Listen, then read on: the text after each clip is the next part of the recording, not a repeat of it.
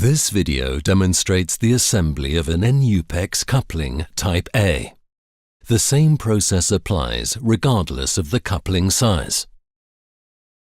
This video is for demonstration purposes only.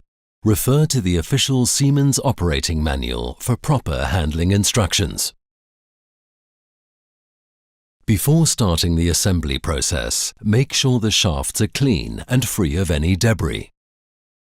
Damages on the shafts and key will prevent the proper mounting of the coupling. Make certain that all surfaces and edges are smooth and properly prepared for the assembly. Coat the shaft surfaces with molybdenum sulfide assembly paste, which is applied for most assembly processes. This material aids in preventing fretting corrosion and makes a disassembly of the coupling much easier.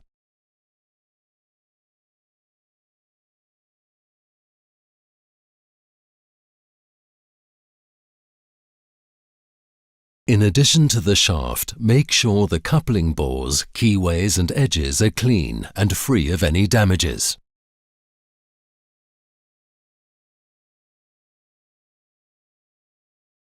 Finished bored couplings are provided with the appropriate size set screws already installed.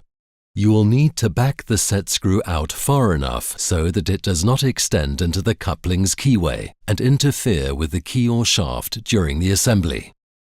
It is also possible to completely remove the set screw. If you remove it, make sure to place the set screw in a safe place that is easily accessible for when you need to replace it.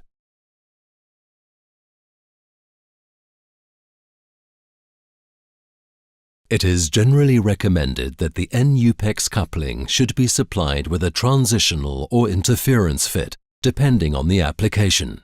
Heating the hubs will expand the bore size, which will facilitate the assembly. Use a heater or oven intended for this purpose and check the operating instructions to determine the proper temperature the hub should reach before you attempt to assemble it on the shaft. While wearing the appropriate safety equipment, carefully position the heated hub on the shaft. Slide it into place, making sure the final resting position has the end of the shaft flush with the surface of the hub.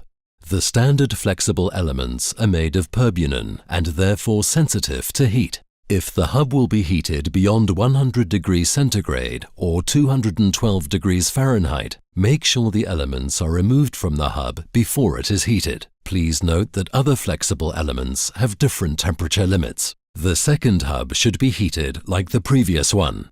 Depending on the fit, the heating temperature can be different. Using the proper safety equipment, again position the heated hub on the shaft.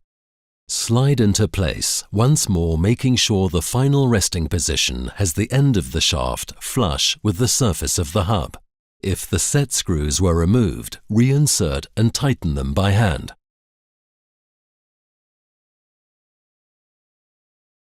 An appropriate torque wrench should be used to tighten the set screws to the recommended torque.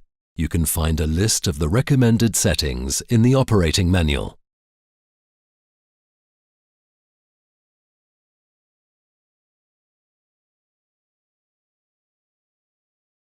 After the coupling cools down enough, it is time to insert the flexible elements. Always use new flexible elements when putting a coupling into service. Never combine old with new flexible elements. This is necessary to ensure an even load distribution and therefore a long lifetime. Also note, the elements are molded to match the curve of the coupling. Therefore, be sure to insert the elements the right way round. Move one of the machines needing to be connected towards the other. The cams have to be aligned to fit between the flexible elements. N EUPEX couplings are designed to be aligned easily. Simply place a straight edge across both hubs and make any corrections to align the connected equipment. The straight edge has to be in full contact across both hubs. Repeat this process at several positions around the coupling diameter. This will ensure a proper angular and radial alignment. The axial alignment can be easily verified using a feeler gauge. Refer to the operating instructions for correct clearance. Check this dimension using the gauge at several positions around the diameter of the coupling. We suggest aligning the drive to reach the average S dimension. Tighten the screws on the connected units to their specifications. Your coupling is now properly aligned and ready for operation. The application of the wear indicator will give you an invaluable maintenance advantage to check for flexible element wear while the coupling is still in operation. It is no longer required to stop the operation of your equipment. Apply the wear sticker according to the instructions. Then, while the drive is still in operation, you'll be able to use a strobe light to actually see how much the elements have worn and know when to replace them.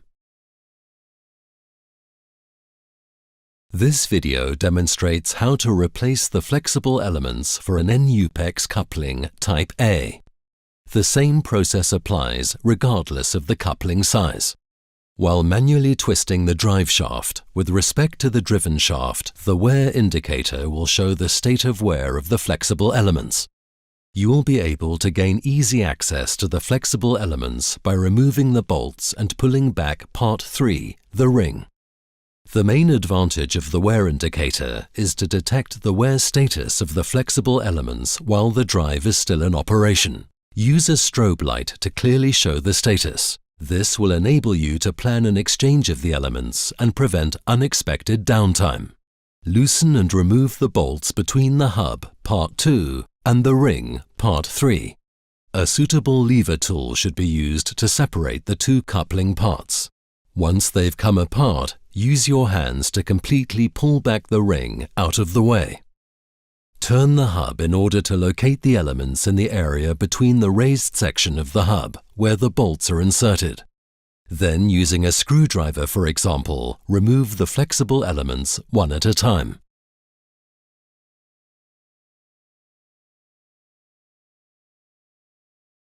After all flexible elements have been exchanged and the coupling hub has been cleaned of any rubber residue, it is time to insert the new flexible elements.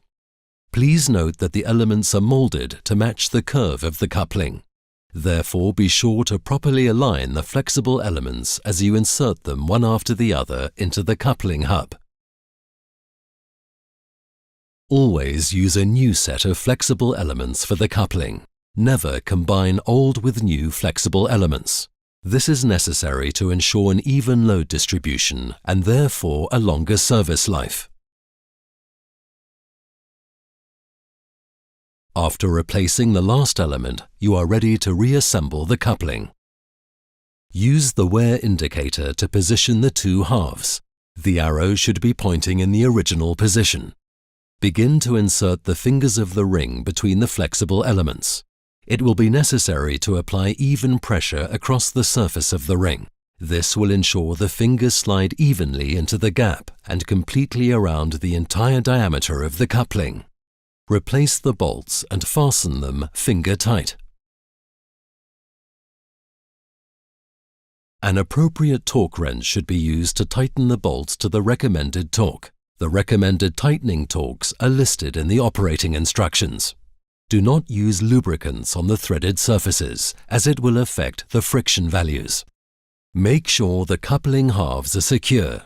If the drive components have not been moved during the process, it is not necessary to realign the coupling. This video is for demonstration purposes only. Refer to the official Siemens operating manual for proper handling instructions.